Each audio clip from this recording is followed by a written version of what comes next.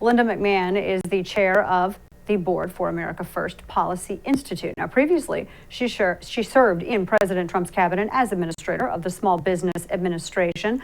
Linda McMahon joins us now via Skype. Linda, good to see you. Thank you for joining us. You're sounding the alarm about this House reconciliation bill. Tell us what other bad stuff is in this that we are not aware of, going to kneecap small businesses. Well, first of all, let's call it what it is. This is really big government socialism grab power wish list. It's not just the reconciliation bill. I mean, that's what it is.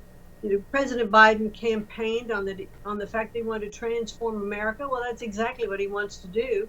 And he wants to take away the opportunity of small businesses to really grow and experience the American dream. And if this bill is allowed to pass, that's exactly what's going to happen. There's so much in this. Let's look, first of all, at just the taxes. I mean, Biden said that he wouldn't tax incomes, over 400,000. But what's going to happen with small businesses who are those businesses that are passed through, if you will? But also there are about 8 million of the 37 million businesses, small businesses in our country that, pay taxes at the C Corp level. So if their taxes go from 21% to 27, 28%, that's going to be a big impact on these businesses. So we're just in for a lot of surprises, if you will, if this big government socialism bill passes.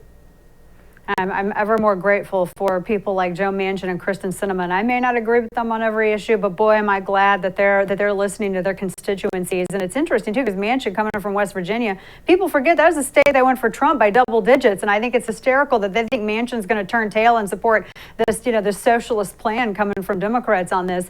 Not going to happen. And he understands, Linda, that here you have 60% of the new jobs that have been created in this country have come from these small businesses that are going to get hit with all these taxes. You mentioned C Corps. We had a conversation just a couple weeks ago about S Corps and, of course, capital gains taxes. Everything that's in this is just disastrous.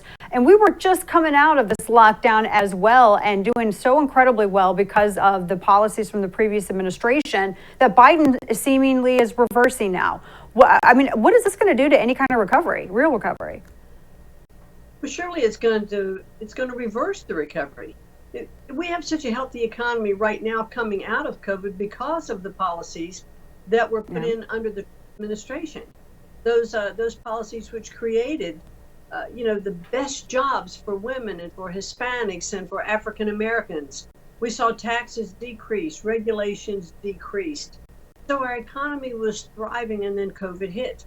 But we're able to have this recovery coming out because of those policies. Now, if the big government socialism bill passes, we're going to raise taxes. We're going to raise regulations, increase regulations again. And there's a little point in this bill that I wrote an op-ed on, I think it was last week or the week before, about unions and small businesses and what it can do to small businesses today. The unions who now want to come in and unionize, will go more after employers than they will employees, because employees can still have their private vote, and employers can have a little muscle put on them because it will cost them more to operate as a non-union entity. So there's so many hidden parts to this government grab for power, I think, that we just need to pay attention to, because it's going to crush small businesses. It really will.